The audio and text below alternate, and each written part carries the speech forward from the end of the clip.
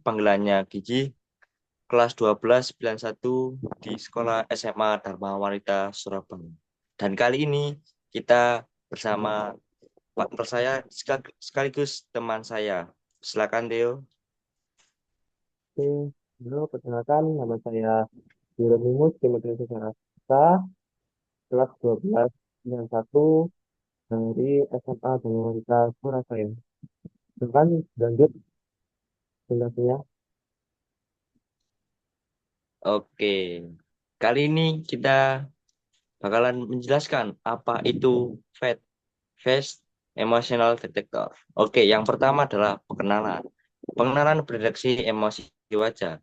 Face Emotion Detector adalah perangkat lunak pendeteksi seseorang atau pengguna memungkinkan untuk mempelajari emosi pengguna mereka dengan menganalisis emosi mereka dan memberikan pemahaman yang lebih dalam pengguna. Next.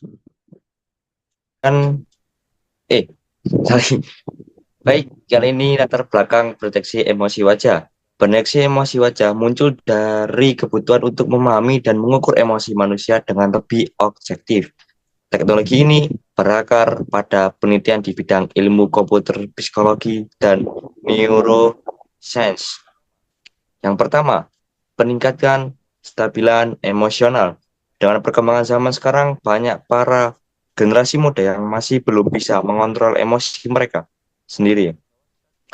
Bahwa studi menunjukkan kestabilan emosional generasi Z merosot lebih drastis dibanding generasi X. Generasi Z memiliki tingkat kecenderungan untuk marah yang lebih rendah dibanding generasi milenial, tetapi mereka lebih mudah panik dan cenderung memiliki tingkat kecemasan yang paling tinggi, terutama generasi milenial dan Gen Z. Nomor dua, membantu mengenal emosi.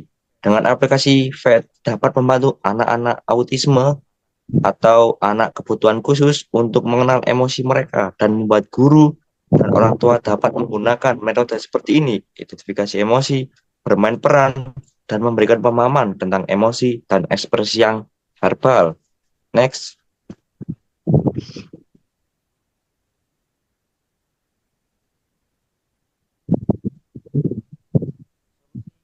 solusi pendeteksi emosi wajah, klasifikasi emosional. Kami membuat sebuah aplikasi tentang macam-macam emosi yang ada dalam diri kita melalui media deteksi wajah. Dari sini kita dapat sama-sama belajar mengenal emosi yang ada dalam diri kita. Dan kita bisa mengontrol emosi kita agar emosi tidak mengontrol diri kita. Deteksi itu mencakup data wajah dengan deskripsi yang berbeda seperti bahagia, sedih, marah, dan takut. Menggunakan gambar wajah untuk mengidentifikasi pola dan fitur wajah yang terkait dengan ekspresi emosional tertentu. Kami berharap aplikasi Facial Emotion Detector membantu para generasi muda untuk mendeteksi ekspresi emosional mereka secara akurat serta membantu pengenalan dan pengendalian emosi mereka secara stabil. Next. Baik, Theo teman saya untuk menjelaskan bagian ini secara detail dan lebih lanjut. Oke, terima kasih atas kesempatannya untuk bisnis. Itu telah mandiri dan saya sebelumnya. Sebelum saya akan lanjut tentang fitur yang ada dalam pendeteksi emosi wajah. Yang pertama, deteksi wajah, itu deteksi wajah. Jadi wajah itu mampu mendeteksi wajah dalam gambar atau video. Itu bisa kita gunakan untuk mendeteksi wajah kita melalui uh, kamera yang akan kami sediakan. Yang kedua, menganalisis ekspresi, yaitu menganalisis ekspresi wajah seperti senyum, rotan dahi, dan gerakan. Jadi dari ini kita bisa dapat mengenal tentang ekspresi wajah kita. Ya. Yang ketiga, ada klasifikasi emosi. Mengklasifikasikan emosi yang dideteksikan deteksi ke dalam kategori seperti senang, sedih, marah, takut, dan terkejut. Jadi kita bisa dengan mendeteksi wajah kita itu kita bisa mengenal nih emosi yang dalam diri kita tuh apa sih yang kita munculkan dulu. Terus yang terakhir ada perasakan emosi. Perasakan emosi itu memantau perubahan emosi dari waktu ke waktu dan memberikan informasi dinamika emosional seseorang. Itu.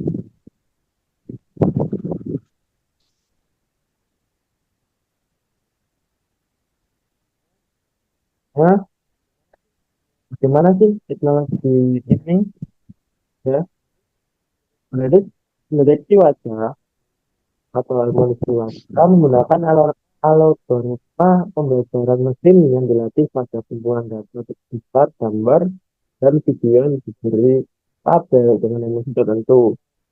Kalau algoritma ini mempelajari pola dan korelasi antara ekspresi wajah dan emosi tersebut.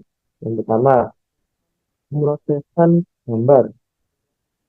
Pemrosesan gambar itu gambar atau video diproses untuk mendeteksi wajah dan mendeteksi fitur wajah.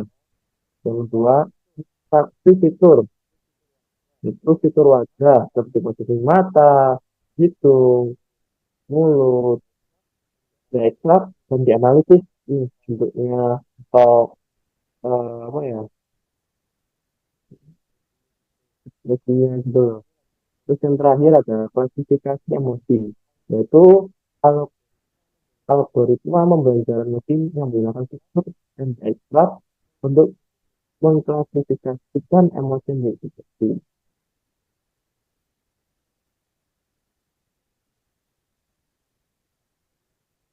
Nah, manfaat dari pendeteksi wajah, emosi wajah, yaitu pendeteksi emosi wajah menawarkan berbagai manfaat nih di berbagai bidang, dari meningkatkan kualitas layanan pelanggan hingga mendukung penelitian di bidang kesehatan mental. Jadi, satu manfaatnya itu yang pertama, pengalaman pelanggan yang lebih baik membantu perusahaan memahami emosi pelanggan dan memberikan layanan yang lebih personal dan empatik. Yang kedua nih, pemasaran yang lebih efektif membantu perusahaan dan menguji menganalisis efektivitas kampanye pemasaran dan mengoptimalkan strategi mereka. Yang terakhir, diagnosa psikologi yang lebih akurat membantu para ahli psikologi untuk mendeteksi dan memantau gangguan emosional, meningkatkan kualitas perawatan kesehatan mental.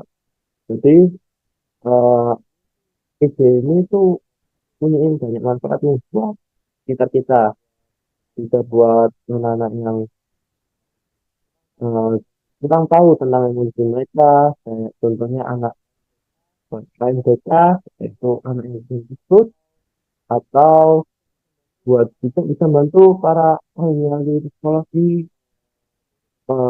memudahkan mereka dalam mengenal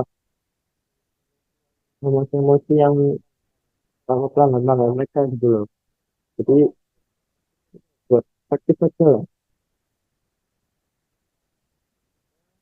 Selanjutnya pada kesimpulan dari titik ini, kesimpulan dan peluang penelitian lebih lanjut. Jadi lebih lanjutnya itu meneliti mesin wajah merupakan teknologi yang menjanjikan dengan berbagai potensi aplikasi, namun masih ada beberapa tantangan dan peluang penelitian.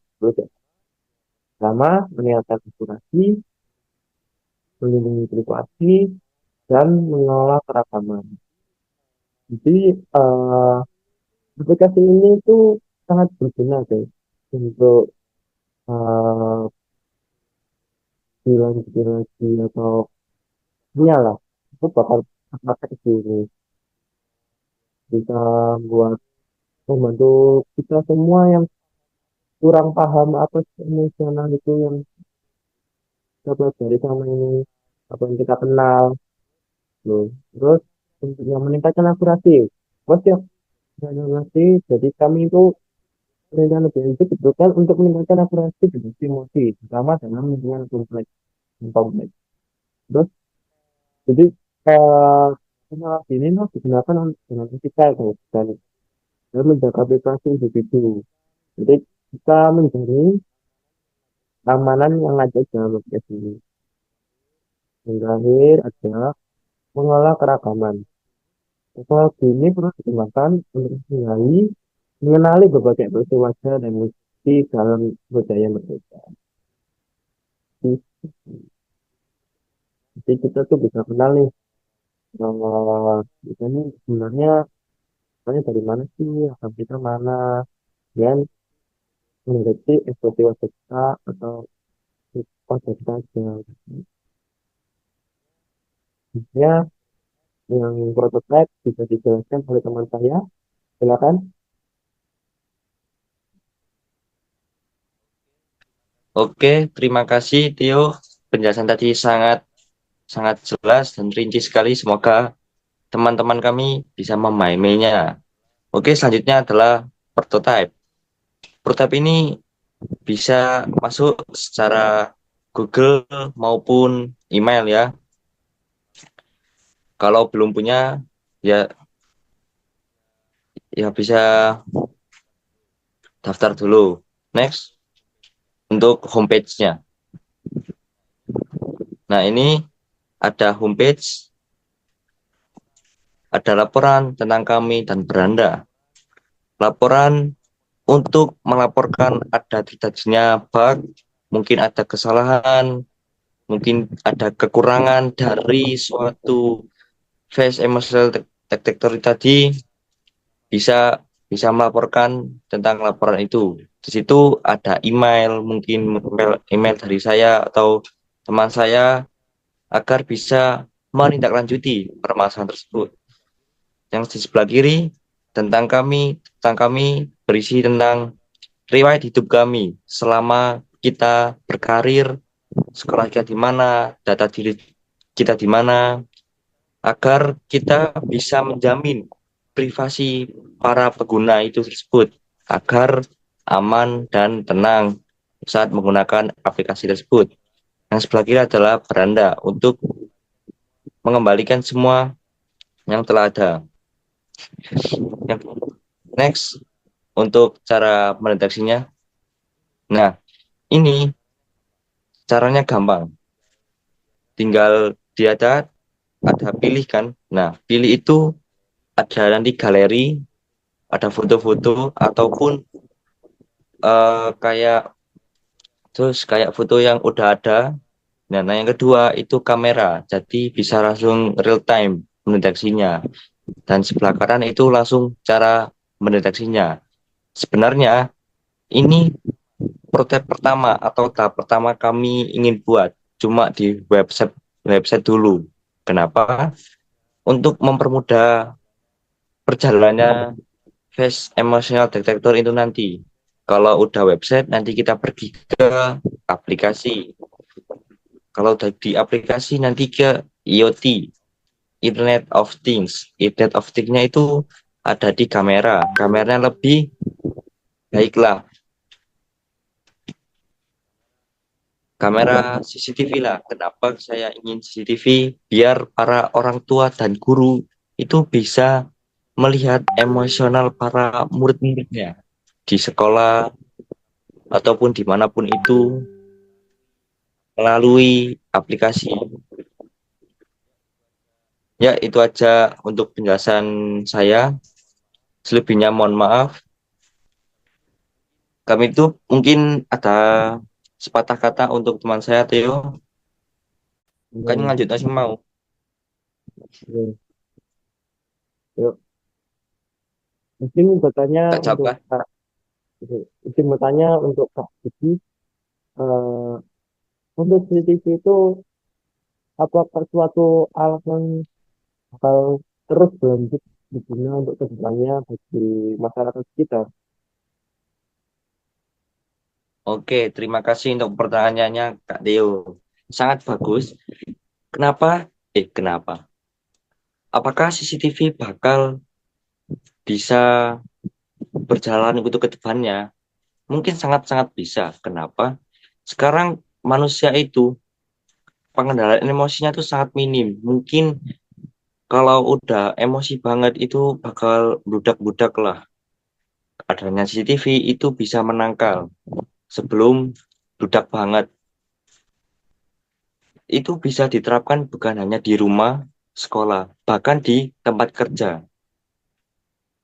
Tempat kerja itu sangat rawan untuk emosi, soalnya udah badan capek, otak juga capek, terus ada masalah datang. Pasti itu membludak-bludak, dan apalagi di Cina itu ada kayak CCTV bisa mendeteksi pergerakan karyawannya.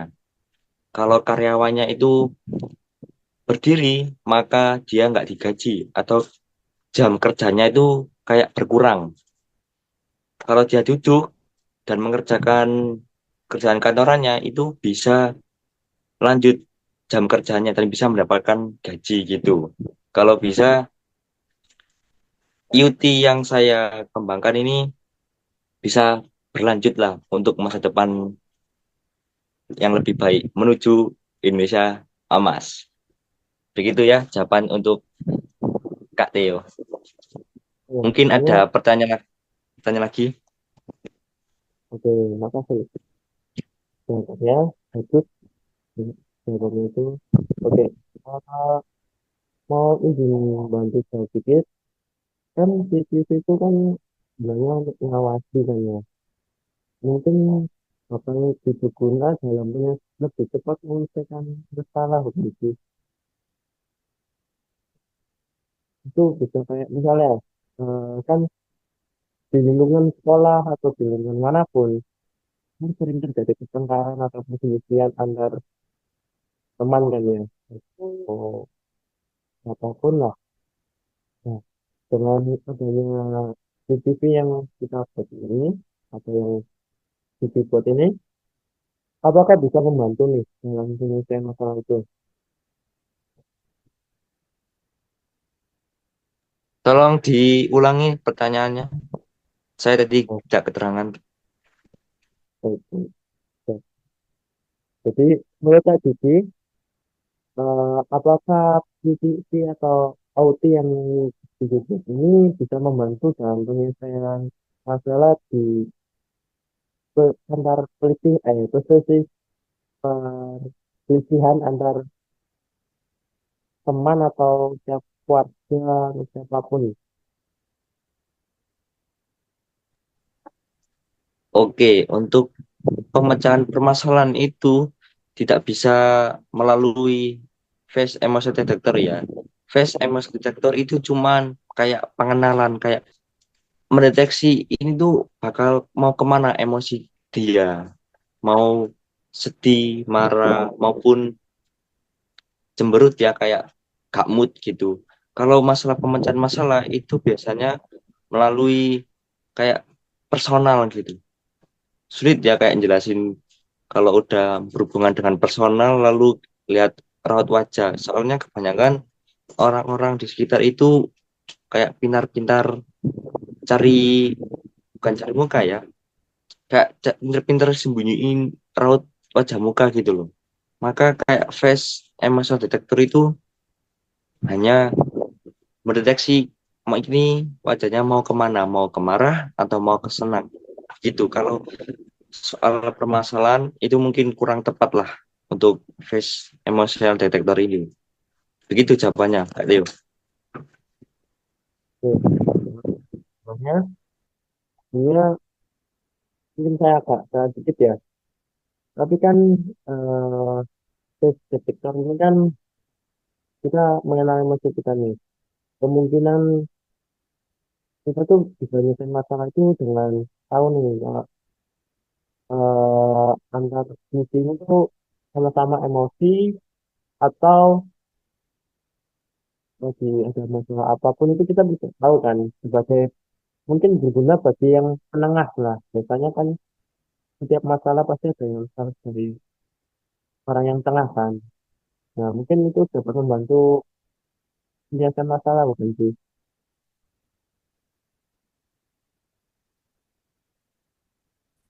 Gimana, gimana? Tolong diulangi. Oke. Jadi ini kan berguna untuk kita mengetahui emosi dalam diri kita kan ya. Apa yang kita ekspresikan kan. Nah, kemungkinan dalam suatu masalah itu kan pasti ada orang yang tiga atau penengah. Itu mungkin berguna bagian tengah ini untuk membantu teman-temannya ini menyelesaikan perselisihan mereka. Jadi tidak sampai terjadinya tengkaran yang berlebihan. Apakah benar begitu? Jadi, Ya, mungkin benar sekali. Pihak ketiga ya dari satu orang ini kan bermasalah. Nah, datanglah orang ketiga untuk menyelesaikan masalah tersebut.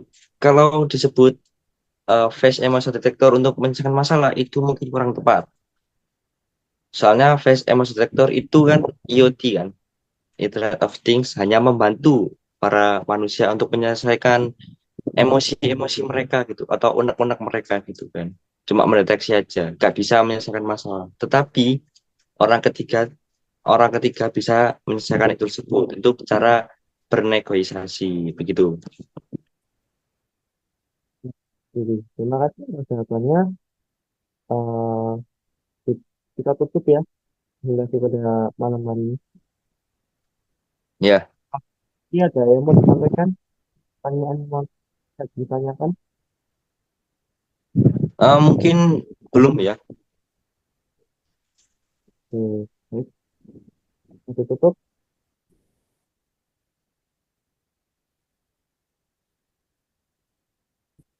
Oke, saya tutup. Wassalamualaikum warahmatullahi wabarakatuh.